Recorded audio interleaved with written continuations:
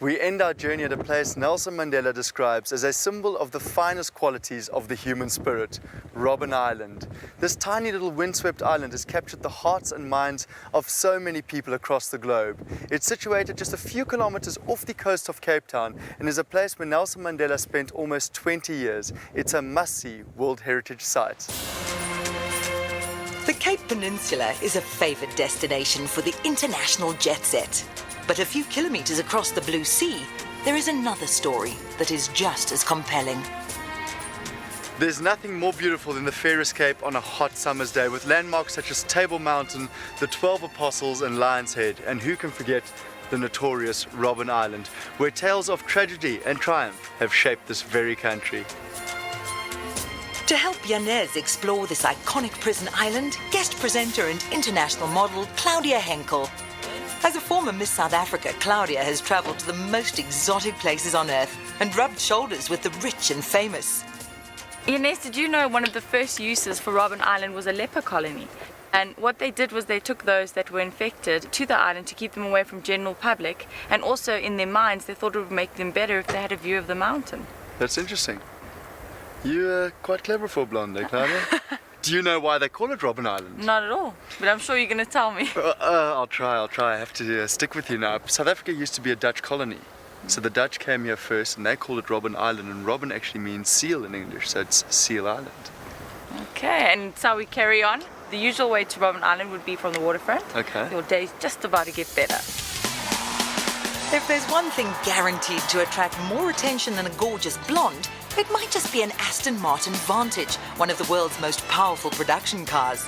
Claudia is currently the face of Truly Exclusive, a travel company specialising in VIP holidays. For our trip to Robben Island, they arranged not just a sports car, but a luxury yacht. This particular yacht is owned by ex-political prisoner Tabani Zulu. Hello. Hi, welcome on board. Thank you. How are you? Fine. Tabani, how you doing? I'm fine, how are Janez, you? please promise me one thing. Don't leave me on the island. Absolutely guaranteed. The first time Tabani made the crossing to Robben Island was a slightly less convivial experience.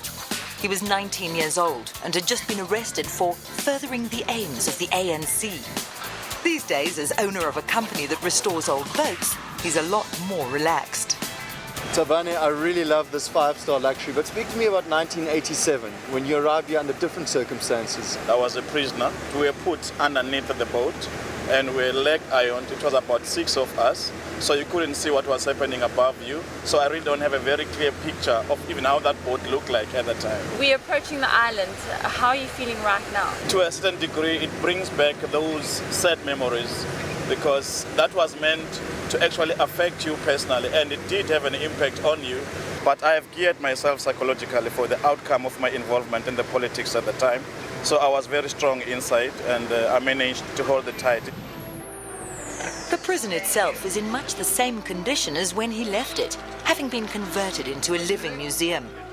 Under apartheid, over 3,000 political prisoners were kept here, including Nelson Mandela, Kgalema Motlanthe, and Jacob Zuma. Tabane's cell was in A section, one of 4 blocks where South Africa's future leaders were locked away. This is A section, and this is where my cell is. I think it's here where I spend most of my time when I was on Robben Island. I'm sure you can come in, guys.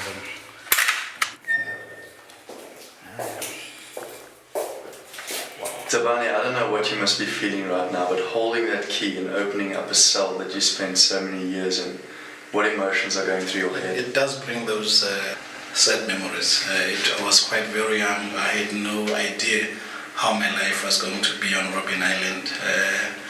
But look, I was not the only one. I was a group of about 10 people who were here, so we will chat a lot and you won't spend quality time thinking about the bad things. So yeah, it was quite hard, but I managed. The solidarity on the island has now become the stuff of legend. Conditions were not easy. The cells were cramped and relatives could only visit twice a year. But the men knew that their cause was righteous. Despite the hours of hard labour and degrading conditions, they continued the struggle and formed teaching circles to promote literacy. They even smuggled cameras into the prison to record their experiences. And from his cell, in the infamous B section, prisoner 46664 prepared not just for his own liberation, but the liberation of his country. And this is a section where Mr. Mandela was kept in. He was kept in cell number 5, which is the 4th cell. And this is where he was kept for 18 years. Would you like to? I would. I've actually got goosebumps. Wow. No mattress.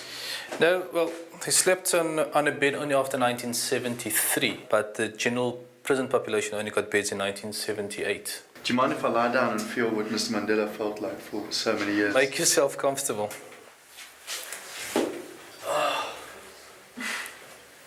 It's hard, eh?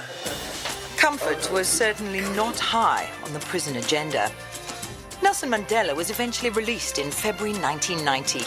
The world he found was quite different from the one he remembered.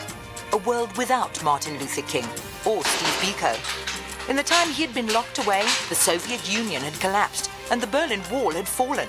There was a hole in the ozone and scientists were worried about a new disease called AIDS. And he had been working with a pick in a lime quarry, where he and his comrades took the chance to discuss the news of the day. This was their university. Working in such an extreme environment, there must have been quite a camaraderie between all the prisoners. Well, this was always a place of critical debates and everlasting learning, irrespective of your political affiliation. They would debate cultures, religions, and how political parties would differ. And I think we can actually look at this as a little parliament on its own. Hidden away in mine shafts, the prisoners shared knowledge and debated political philosophy. Another dramatic story unfolds at the shoreline.